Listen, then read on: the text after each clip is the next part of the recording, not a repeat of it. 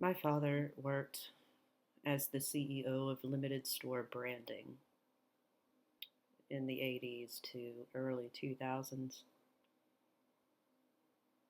I remember going to take your daughter to work day for a few years. It was terribly uncomfortable for me because I was a tomboy and there were a lot of very pretty young ladies there, and I was overweight then. Um, I didn't fit in at all. I got side eyed and never really spoken to, minus his secretaries or coworkers, his subordinates that felt like they had to be nice, even at that age. I could tell they were only pretending. These clothes mean nothing to me anymore because I recently learned that my adoptive father at that, wasn't who he said he was, who I thought he was. For 41 years, I called him Daddy. 41 years, I couldn't wait to spend time with him.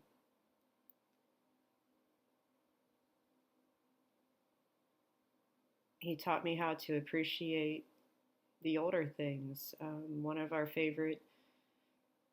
favorite things to do with him was on the weekends. If he were home, we would go antiquing. We would spend all day out searching for old treasures, and I would learn the history of an old brass piece or a brooch. He loved to collect old handkerchiefs that were embroidered. Now I find these things tucked away and I put them in the discard pile. It's just too painful to look at. I remember him telling me, nearly scolding me one time for speaking up about the sweatshops that his clothes were made in, the Limited's clothes were made in. Express, Structure, Abercrombie and Fitch, Limited, Limited 2. They had Clinique at one time, I think. Victoria's Secret, of course. And there were a few others along the way. And when I brought that up, how it bothered me that the people, often young children that worked in these shops, made barely pennies a day and still struggled to eat and keep a roof over their head. And he got upset and he tried to convince me that we're helping them survive. What would they do otherwise? That's your dad. You don't argue with him. You're taught to respect your elders, especially your parents.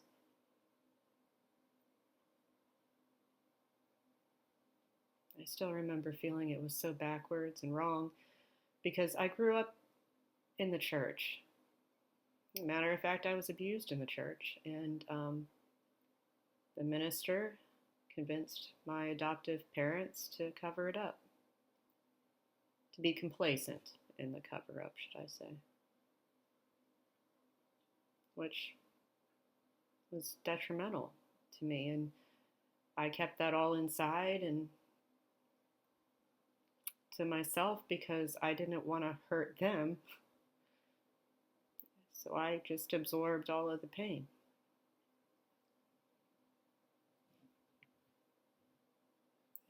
And all these years later, you find out just how backwards,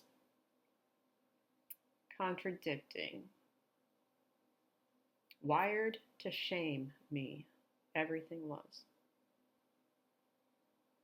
To keep me complacent and quiet.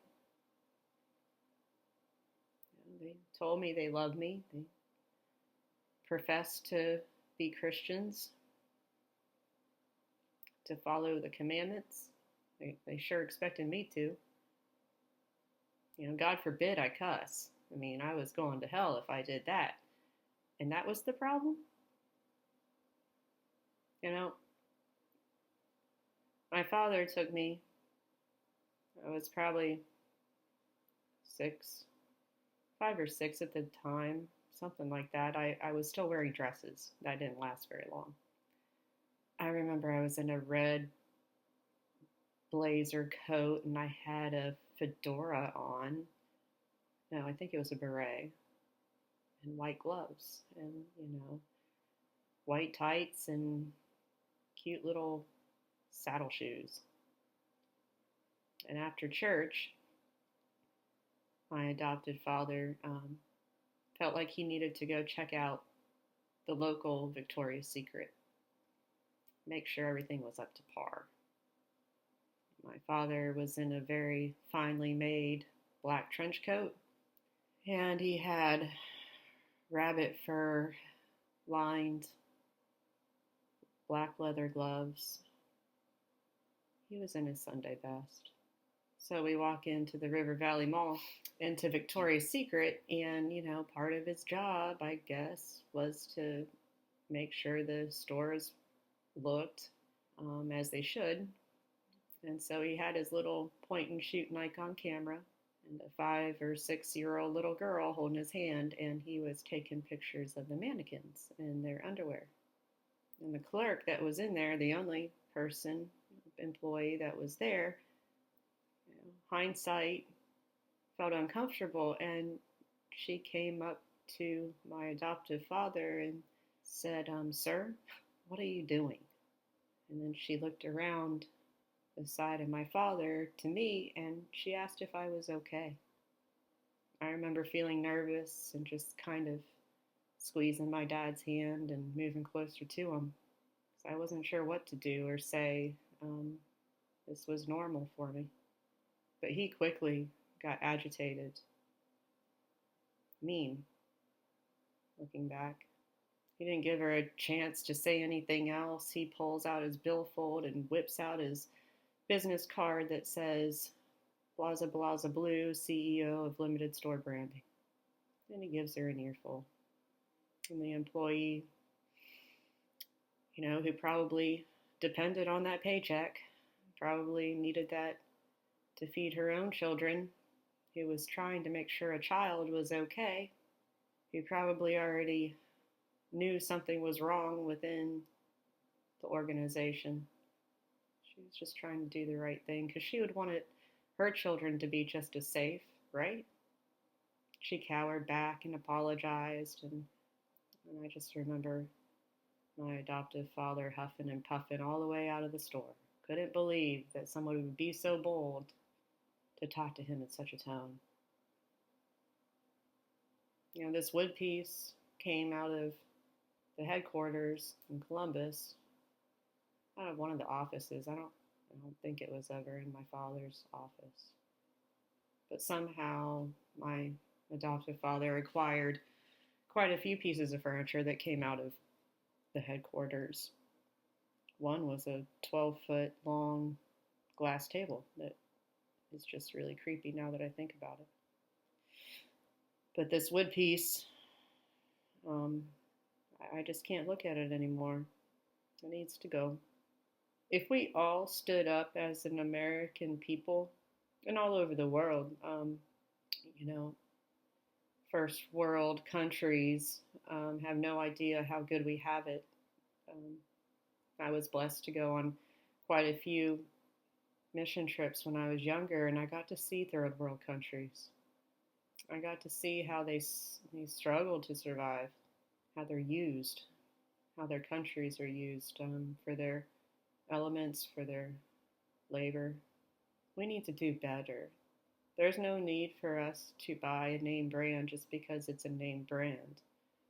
How about we do some research behind it to see where those clothing pieces come from, see how their people are treated, or perhaps maybe if you're a good abiding Christian, Why don't you find a mission organization and give that money that you would have spent for the name brand to that mission organization that goes to a third world country and just buy regular price clothes, cookware, cars. We put so much into our athletics and our athletes. We put so much into the entertainment, which I've been proud to see a lot of people. I have a hard time watching movies because I see too many of them that I know are intertwined with things that I don't stand for. So I can't be complacent. That's what's gotten us into this mess. If I watch it, I'm complacent. If I'm paying for a movie ticket to give them ratings, I'm complacent. Caesar, if we want to use the Christian terminology to our defense, it seems like a lot of Christians have forgotten or don't particularly believe this way, but I do because I see it for what it is. Caesar washed his own hands, which is not how it works, of Jesus' blood. He was mocking Jesus in that moment. He was putting the burden on the people. He thought, well, it's their choice, when he had all the power. He could have stopped it, but he didn't because he valued his wealth, his status, his popularity, the good old boy system. Because let's face it, women had even less rights then than now, but they sure are trying to make sure that we don't have any. We really need to start standing up for our women, for our children. If it means standing up to your husband, do not be afraid, do it. If it means standing up to your preacher, don't be afraid, do it. If it means falling out of the clique, I'd say bye. And know that your integrity is intact. And pay attention. I bet eventually you'll get some followers. You'll make your own clique. One of truth and honor. That's what we need to get back, America. Maybe we all stand a chance then.